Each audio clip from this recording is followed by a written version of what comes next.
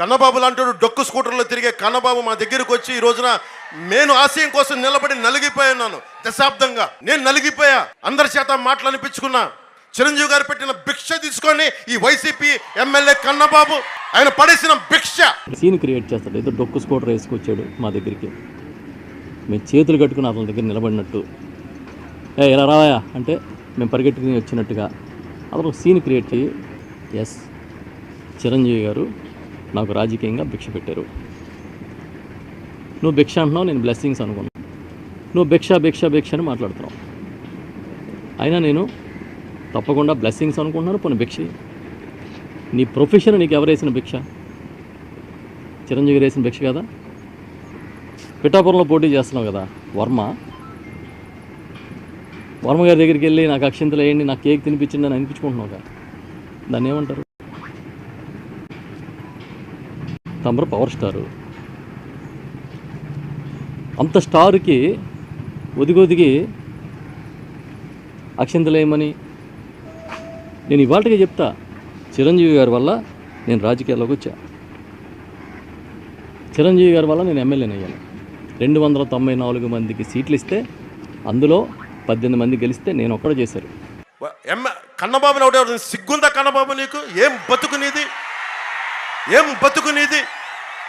భిక్షం పెట్టి నీకు చిరంజీవి గారిని ఆ నీచుడు కూర్చోబెట్టి కింద అడ్డగోలుగా నువ్వు అన్యాయం అవమానం చేస్తావు. నీకు సిగ్గురాలా? నీకు ఆయన పెట్టిన భిక్ష నీకు అనిపించలేదా? నీకు ఆయన వెనకేసుకురావాలన్న బాధ కలగలేదా నీకు? ఇలాంటి వాడిని మనం గెలిపిస్తామా? ఇక్కడికి ఇంతమంది దోపిడీ చేసిన వ్యక్తిని గెలిపిస్తామా మనం? ప్రభాస్ గారు వీళ్ళందరూ వెళ్ళారంట. ఆ ఫోటోలు లీక్ అయినాయి అంట.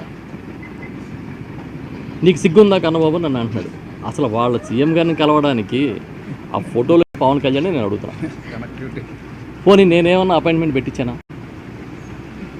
పోనీ నేనేమైనా మధ్యలో రాయబారం చేశానా? అసలు వాళ్ళ మీటింగ్ నాకు తెలుసా?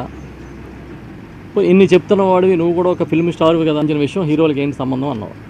మరి నిర్మాతల మండలి వెళ్ళాలి కదా, హీరోలు ఎందుకు వెళ్ళారు? ఏమన్నా సీఎం గారు హీరోలని రండి అని చెప్పారా? అసలు వాళ్ళు వెళ్ళడానికి సీఎం గారి మీటింగ్కి నాకు ఇప్పుడు లోపల ఎవరేం మాట్లాడుకుంటారో తెలీదు, ఎవరి గెస్చర్స్ ఎలా ఉంటాయో తెలీదు. మీరు వెళ్ళి కూర్చొని మాట్లాడుకుంటే నేను చెప్తాను. పోనీ చెప్తా ఉన్నాం. నేను మర్చిపోలేదు ద్వారంపూడి చంద్రశేఖర్ రెడ్డి గారు మీరు అన్న మాట మేము మర్చిపోలా.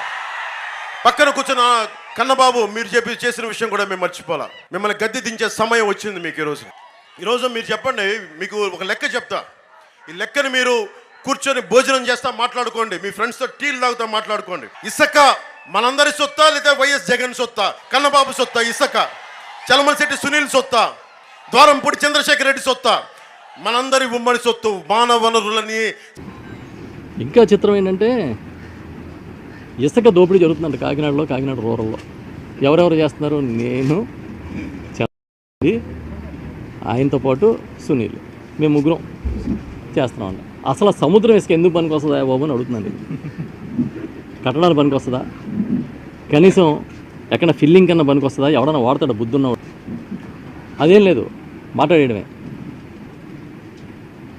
ఎవరెవరు అంట మళ్ళీ చంద్రశేఖర్ రెడ్డి గారు, సునీల్ గారు, నేను. 2 లక్షల పుస్తకాలు చదివిన మేధావితనం ఏమైపోయింది? సముద్రం ఇసుక దేనికి వాడతారో పుస్తకాలు ఎక్కడ దొరకలేదా మనకి? ఈయనకి అలవాటు అనుకుంటా. ఎవడో ఏదో చెప్తాడు చెవిలో, వెంటనే దడ దడ దడ మాట్లాడేస్తాడు. అందులో నిజం ఎంతో అబద్ధం ఎంతో ఆలోచించుకోండి. నడుపుతున్నానన్న రాజకీయాలంటేనే బాధ్యతతో కూడినవి. బాధ్యత లేకుండా ఏది పడితే అది మాట్లాడేసి ఎవడ మీద పడితే వాడి మీద బురద జల్లేస్తే అదేమన్నా ఫ్యాషనా?